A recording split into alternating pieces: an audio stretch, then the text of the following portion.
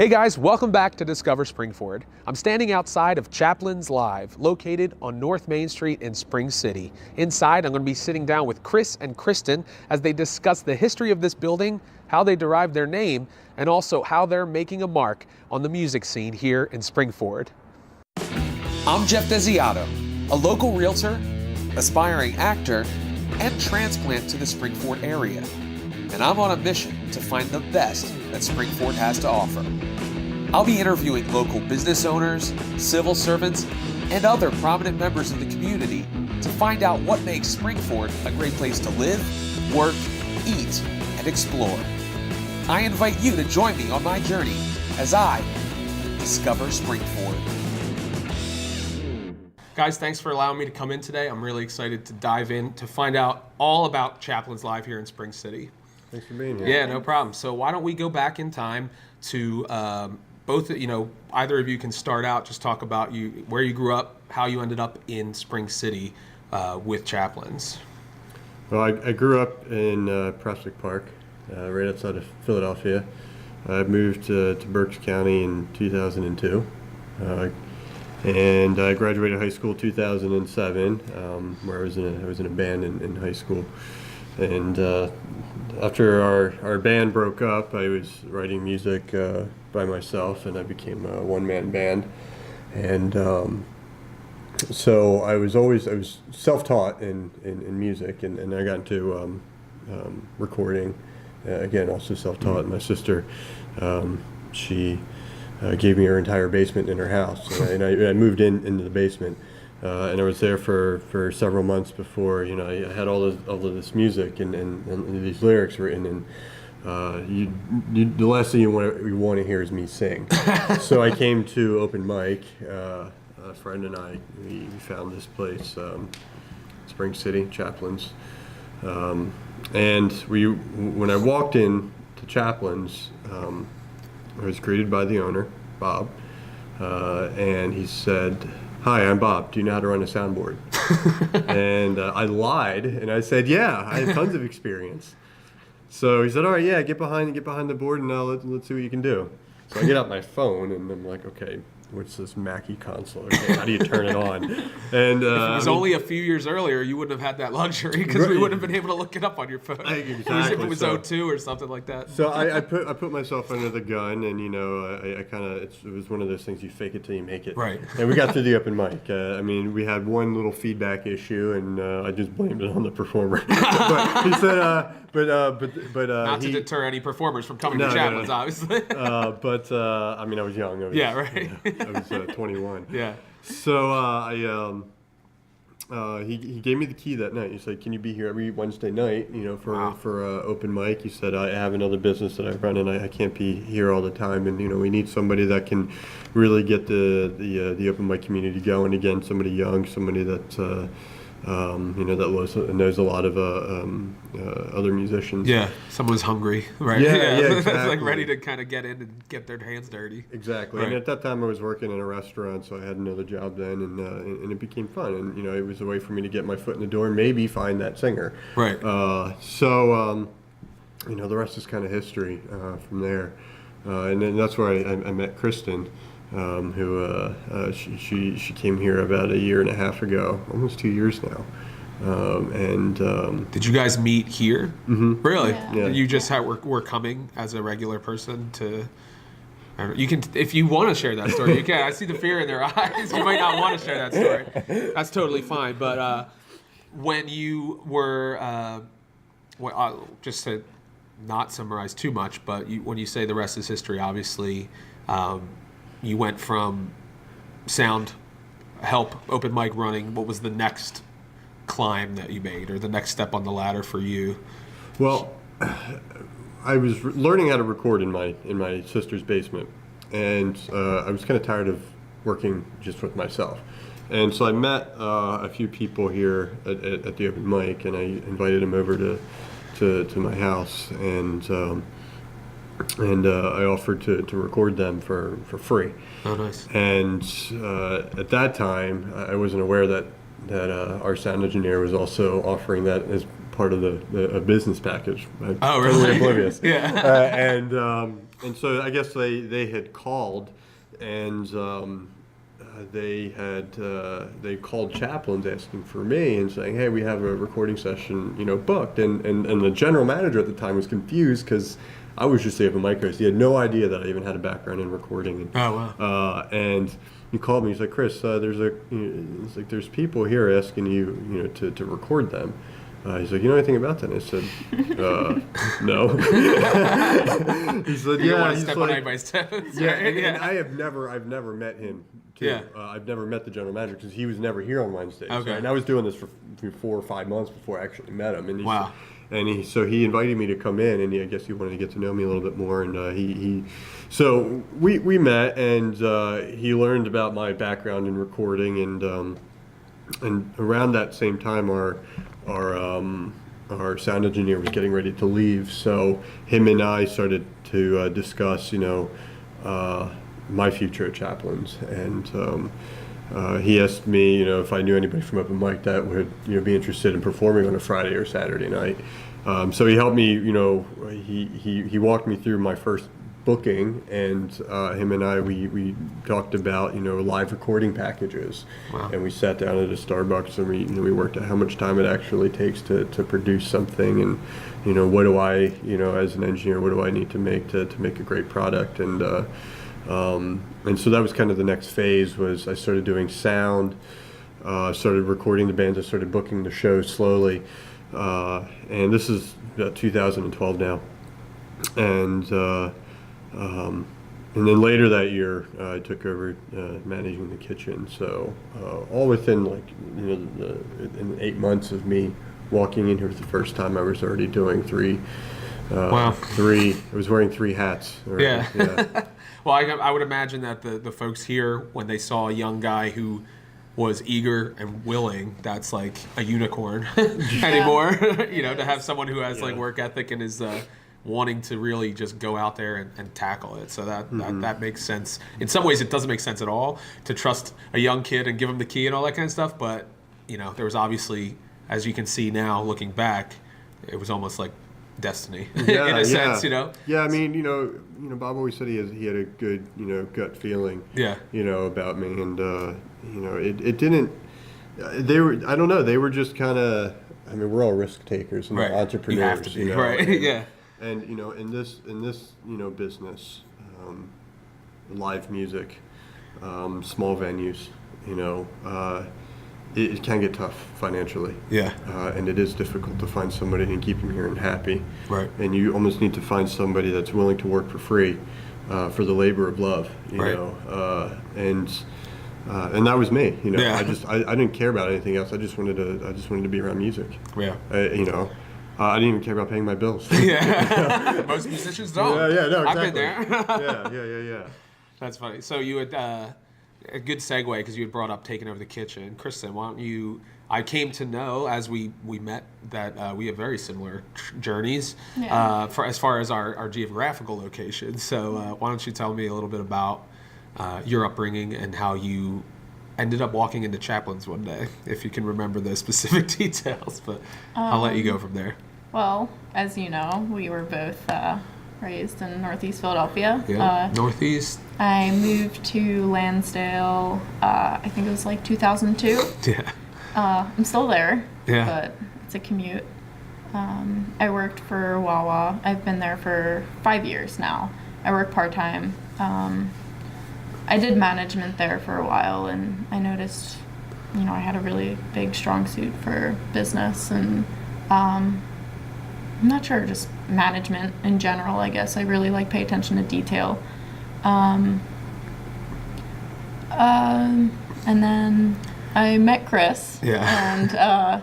And the first thing I noticed when I walked in here was this beautiful star background. Yeah. It's amazing, and everyone always has the same, first impression. They're like, Well, yeah, when I walked in, I was like, we're filming this on a Tuesday afternoon, but it still had like an aura when I walked in, which is awesome because I can imagine the vibe when it's packed with people and there's a drum kit on stage. And I mean, that's one thing I do miss about playing original music, live music, is that that buzz. I get it now with theater. You know, when we're backstage, the curtains close, you hear the audience out there ready to see a show and that kind of thing. So I can imagine. So do you remember the specific circumstance of? So you came to Chaplin's for an evening of entertainment, and that's how you met Chris. Is that right? Yeah. Or did you know him through a friend and you came to meet Chris? What was or you just happened to be here? Well, I just happened to be here. Oh, that's good. Do you remember the specific artist or person that you came to see? I don't know. Getting you on the hot seat here. I don't know. I just find that kind of interesting. Just try to find the key destiny points. I guess. I don't remember who was playing that night. Yeah. So did someone invite you to Chaplin's to come see a show? No. Oh, okay. You had heard of it before. Yeah. I think it was through Facebook that I saw Chaplin's. But yeah, because it is kind of far. I mean, having moved from that area, Spring City's not like a stone's throw from Lansdale at all. So, were you liked coming to live music shows at the time? So that was pretty common for you, I would imagine. Yeah. I was. I didn't really do much. Work was really my life. Right. Management. So I've always been just kind of exploring, trying to find something. Yeah, that's great. I as I mentioned to you guys before, I didn't know, and I mentioned it I think in a previous episode. Spring City, I didn't put two and two together. I used to live in the Northeast, as you know, and George's Music had a location in Feasterville, and my dad grew up in Feasterville, so I kind of knew of that. And then I would see on their bag the locations, the PA locations, the Florida locations, it'd be Spring City, PA. And when I lived in North Wales, Lansdale area, there's a George's Music in North Wales. Yeah. So everywhere I've lived within 10 minutes of George's Music, and I was under the impression that it was like a chain. And then I found out that the Spring City location was the first one. And when I was here in Spring City for the first time, I was helping somebody buy a house, and I was like, I have no idea where Spring City is. We were out here. It was totally foreign to me. And I drove down Main Street, and I saw Chaplin's live. And I was like, what is that? Because, unfortunately, there aren't very many businesses that pop when you're driving down Main Street. Hopefully it's obviously on the upswing. But it's really cool to be coming down Main Street and to see a venue like this. It really makes you go, oh, okay, there's something happening here. Yeah. And the fact that you're across the street from George, the music connection in Spring City, it seems like, I was actually surprised to learn that Chaplin's existed before you were here. I wasn't sure of your age and stuff like that. But can you tell us a little bit about the history of Chaplin's? Now that we kind of know how you heard of it through Facebook and you came and you met Chris, but a little bit about the history of the building and stuff like that. I taught her to play ukulele when she first came in. Really? Yeah. Is that how he got your heart? Yeah. Yep. Something about the ukulele, man. It's just my wife plays the ukulele. Well, and it's she came alone. It's magic. And I said, I figured, I was like, why is she coming alone? I hope she's alone. I hope she's not meeting anybody else. Yeah, I know. You're watching her. And so, I gave her a tour. I showed her the studio upstairs.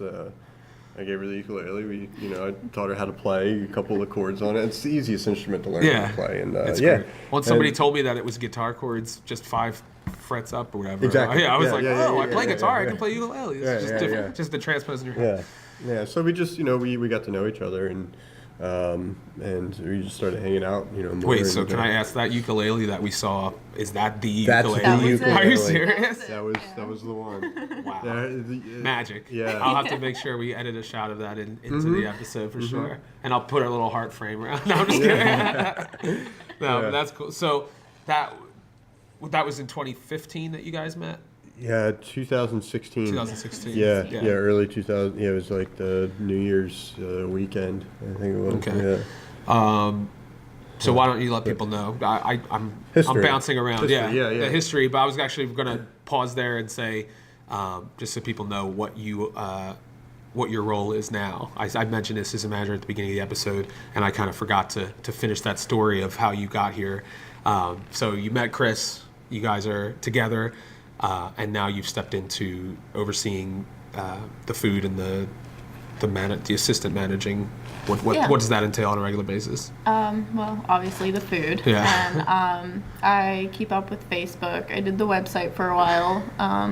She designed I do a lot of brochures. I do a lot of marketing too. Yeah. Just making sure that, you know, things are, you know, we have flyers, we have brochures, we have just, I don't know. Staying on top of yeah, like, I really, the I nuts just and bolts kind kind of, of Really, stuff. yeah, really. Making sure everything's running smoothly. the things that usually fall through the cracks are the things that I She usually picks up my slack. That's good. Yeah. And you're focused more on like the larger goal of Yeah. Chaplin's of, you know, booking and creating. Well, I have creating another. the clientele, I guess. I have a booking manager. Yeah, and okay. he primarily he works at just, you know, filling her calendar.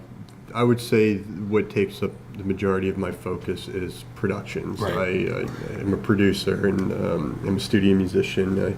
I arrange, I write music for singer-songwriters. Right. I help develop, you know, the local artists. That's what I do Monday through Friday. Okay.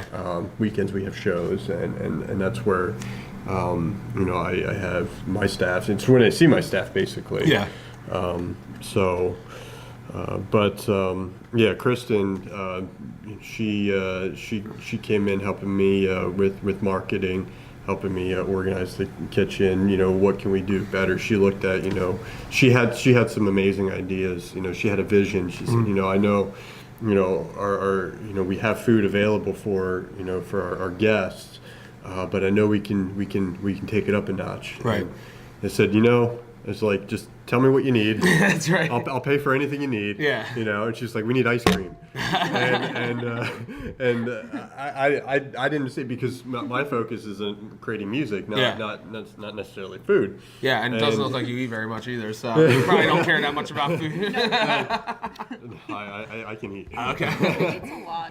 It's really amazing. Yeah. But I need your genes. She had an amazing vision, and she created this beautiful ice cream sundae, and I think that's going to stay here for a very long time. And you know, she created, you know, our brochures, and yeah, she has a really big challenge now, and that's the actual entrees, the food menu, and so yeah, she's just as busy as I am. Right. I would imagine it's quite an undertaking, because you're trying to stand out and find what makes Chaplin's unique outside of obviously the venue.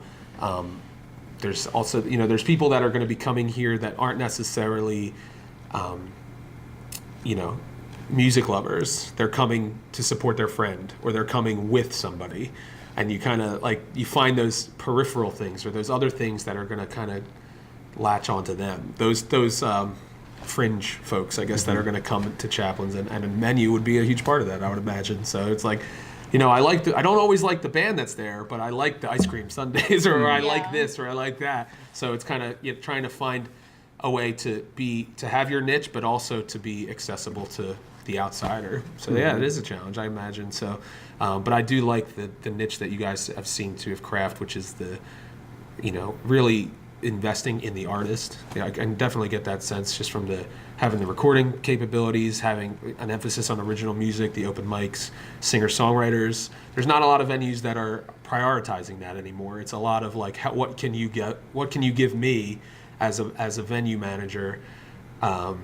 Just speaking from experience myself, where it was like, you were like, as the musician, you're like struggling to find a place that would allow you to play, because you didn't have the following that so-and-so did or whatever, and we'll just go to the guy we know who's going to bring in this many people every time, and it, you know, he doesn't care that the music is the same every week and it's this, you know, over and over, because he doesn't care about the artistic side of it. He just cares about it from a business side. So I feel like you guys, just in talking to you, it seems that there's a healthy blend of both. Like, you want the business side to be managed correctly, but you also don't want to lose the artistic side as well. Right, and that actually, you know, that's a good point that you brought up, because before we had the recording studio, I had to have that mentality. Right. I had to, you know, it was, I really had to grill some of the bands and say, listen, you know, in order for this to work, I need you to bring people. I need you to promote. You know, I need you, to do your part. I'll do mine. You know, we need to work together and get people out. And that took a lot of energy, you know, to do. And then, you know, there were a lot of surprises, and there were a lot of disappointments. And I'm not the kind of person, you know, that's gonna, you know, I'm not gonna hate you because you didn't, you know, bring out, you know, all the people that, you know, you said or you estimated that you would. But I always try to find some way to work with you and say, hey, you said that maybe you'd be able to bring out 30 and 10 came out. Well, next time we can put together a showcase. Like I'm not going to like banish you from here, or anything like that. But you're just not going to be the only act playing for 4 hours. Exactly, there's 10 people in the building. Yeah, right. You're not going to play your song suite for, But of course, as a business, we need to, everybody's got to pull their weight, and we all have to work together, and the venue's always been band driven. There's nothing else that pays our bills but ticket sales, and when people come, they BYOB, they buy food, and all that goes towards the bills. And at the end of the month, after my staff is paid, after the bills are paid, I'm like, okay, how much is left for me? Yeah, right. And so that's why we looked at so okay, what are some other opportunities? And we know that we're good at doing sound, and we have strong live recording capabilities. Let's take it up a notch, and let's put a recording studio in here. And so since we've done that, some of those artists that we invited to play, that we would say, hey, you need to bring, if you want to open a show, you have to bring out 10 people. If you can do that, we'll be happy to have you on.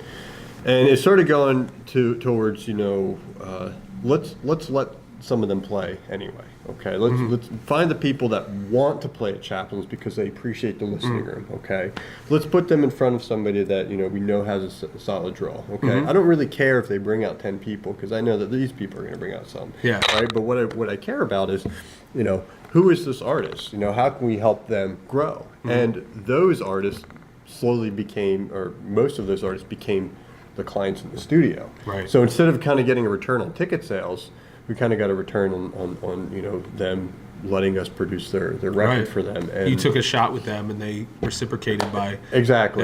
Now we don't just cater to people that don't have a following, but it's just that's kind of how it worked out. Yeah, is we didn't shut our doors to anybody. We kind of just opened our doors and said, hey, you want to play? We'll let you play. Let's just find some way to work it out. Right. You put them with the right. Put them with the right pair, or give them like 2 songs on a on intermission or something like that. Just looks like a random person walking up on stage with a guitar, but it was planned. I promise you that. So, tell me a little bit about. I'll go back to that original question because I sidetracked myself, and I'm probably being criticized right now as this episode is watched for being so discombobulated. The history of Chaplin's and the building itself, because obviously, as many of the buildings in Spring City are old, and I'm sure there's a lot of history involved in that. Yeah, so 1908, the building here, 66 North Main, opened up as the Gem Theater. It was a silent movie theater, and they premiered a lot of the Charlie Chaplin movies. Wow. This was, there was another theater, I believe in Rosewood, I don't even remember the name, but whenever a new movie was out, this was the theater that everybody would flock to, and they had designed the building for acoustics. Oh, wow. Okay, because they didn't have PA system. Yeah, and they had somebody in the silent movies. They got a piano player here. Right.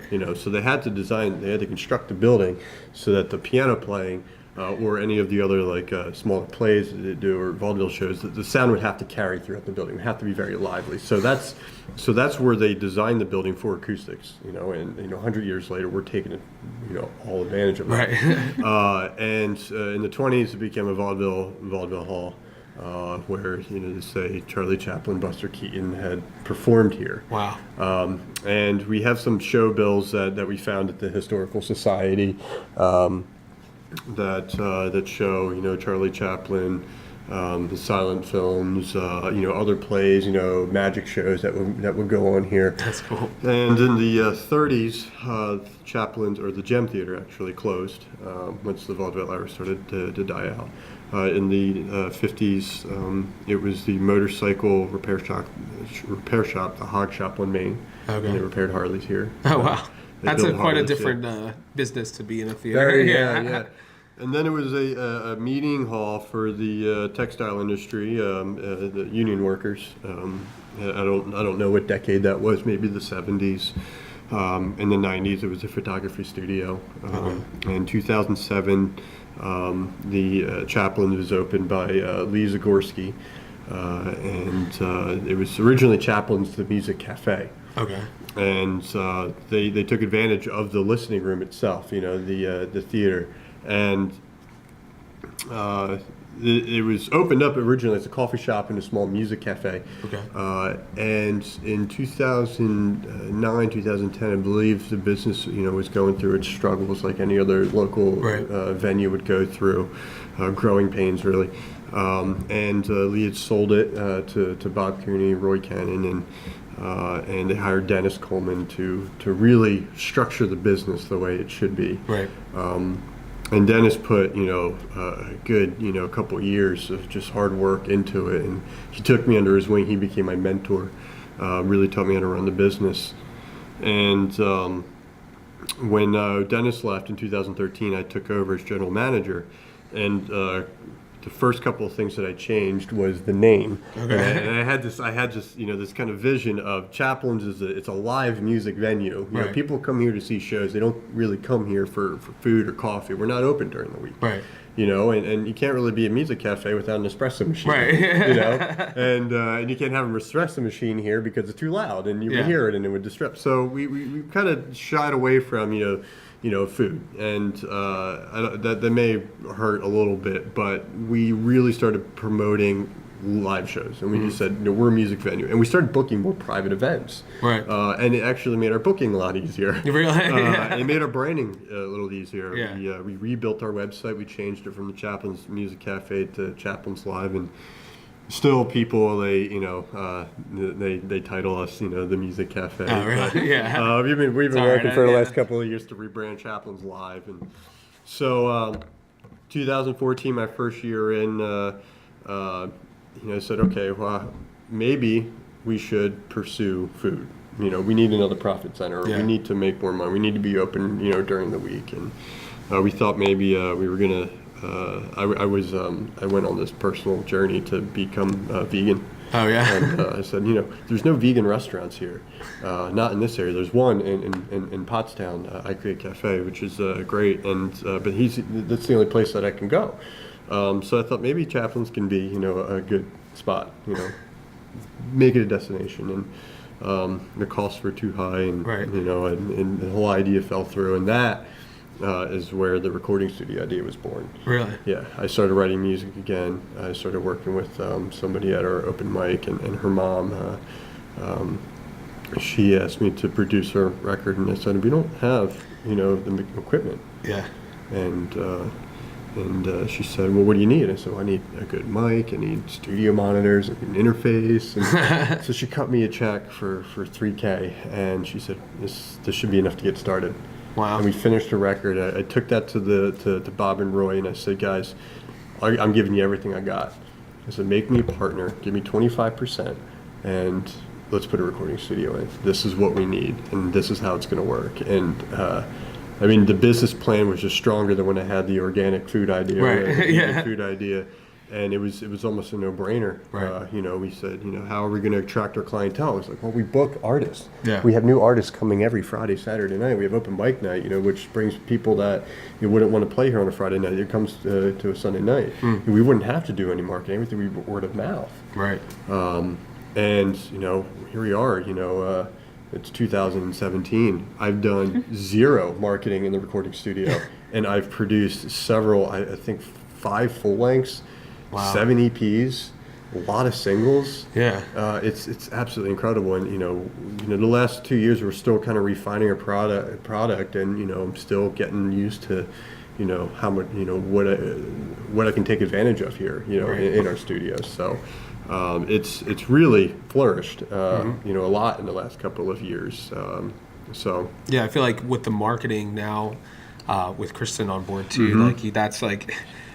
I think sometimes people always put the cart before the horse, and they go real in on like brand and word exposure, but they haven't worked on the product yet. You know what I mean? So they kind of put the cart before the horse in that way. But it seems like the fact that you guys are establishing a base. We have sight unseen, essentially. You have a portfolio, and then you can point people and say, like, well, this is what we've done, and you can kind of work out the bugs in that way. Since we've seen a stupid fly flying around this whole time, I probably let it in when I came in, but like I feel like that's great. And then the fact that now that you have support so that you're not carrying the mantle, and Kristin's here. I was spread very thin. I was spread very thin. I was working on several records at the time, trying to keep our shows booked, trying to keep the kitchen staffed and stocked, and you know, it's Kristin and I, we've been together for a year at that point, and she says, you know, we gotta spend more time together. Yeah. I was like, you want a job? And so now, you know, we practically what better live way here. to? I was gonna say, what better way to establish a relationship than to put each other to work? No, I'm just Yeah, kidding. yeah, no, and it's been really working out, you know, great, because you know we've gotten we've gotten to know each other a lot more, Right. And you know, we've created this, you know, this bond, Right. You know, and you know, you look at, you know, some mom and pop shops that have just, you know, they've lasted for decades because of that, Right. You know, that dynamic in the relationship and sure. in the business. Yeah. So, Kristin, are you free to disclose any of your ideas for what you want the Chaplin's menu to become, or you want to keep that close to the vest? Well, I would like it to be, I guess. As little like Wawa as possible, right? No, I'm just kidding. Or maybe you can glean some of the because, stuff that you got from the Wawa one thing brand. that I really, you know, didn't like was that there's no options for vegans. There's no options for people with celiacs. Yeah. And I have a gluten intolerance, so it was hard for me to. It still is hard for me to cook things that I actually, you know, I can't really eat. I Right. can't have the tortillas, and Yeah. so I really want it to be open to Right. anyone with any sort of allergy or any sort of, you know, dietary restriction. So that's my main goal. That's cool. Yeah. And then how about the ice cream sundaes, which I'm very excited about. Where did you just have a love for ice cream, and that's where that came from, or did you have a background in Everybody ice cream? loves Oh, I ice mean, cream. everybody does, obviously. If people don't, I don't know what they don't want joy in life. But I used to eat way too much ice cream. Yeah, where did you come up with that idea? Okay, That came out of nowhere. It was I amazing. started working in the kitchen, and I looked at the freezer, and I was like, that is the biggest freezer I have ever seen, and there's barely anything in it. So you had like So an I industrial was freezer, like- and you had like I was 5 like, items on the yeah, menu. So what can we use it for? And I was like, well, we can just stock the whole thing with ice cream. Ice cream is so easy. How can you mess it up? Yeah. So I just came up with, you know, all different kinds of ideas, like, you know, peanut butter lover, triple chocolate cookie, Yeah. and just all sorts of different things I could think of. I can imagine the euphoric sensation of having an incredible like brownie sundae while listening to like this transcendent band. Like the two, like you would never think to put the two together, like ice cream and live music, but I feel like, you know, that's, I mean, aside from alcohol, obviously, something being transcendent when you're listening to music, like I can imagine just like putting the headphones on and like eating my favorite Rocky Road or whatever. So that, I think it actually, I'm surprised someone didn't think to do it sooner, because I think the two together are very cool. So no Yeah. pun intended, Yeah. very cool. But with what we do have, we still have the original menu that it designed, which we have a variety of quesadillas, and that was our number one seller, was our chicken and cheese Yeah. quesadilla on our old menu. Yeah. I said, okay, well let's figure out how many more different quesadillas we can come up with. Yeah. Jamaican jerk chicken, spicy that sounds chicken good. quesadilla, Yeah. spinach and artichoke quesadilla. And so Kristin, you know, she inherited the menu. She's making that menu now, but because my lack of time, because I'm working on music all the time, she said, you know, let's start doing things fresh. Right. And so we make our salsa from scratch. We make our Oh, wow. hummus from scratch. You know. Oh, wow. And so even just those improvements have started to come, you know, a long way. And so. You know, I can see your passion in it, her passion in you know, taking something that we have, making it better, and you know, she's asking me to get, you know, a bunch of different new kitchen equipment, so you know, and I have no problem with doing it, because I know she'll come up with something great for it in the near future. That's awesome. So as we wrap up, I really appreciate the time that you guys gave me. You know, we had quite a few false starts and rescheduling to get to this point, but we're finally here, so I appreciate that. Why don't you let people know how how they can find out info about Chaplin's Live, the website, social media, and then anything that you guys have on the docket for 2018 that you want to let people know about.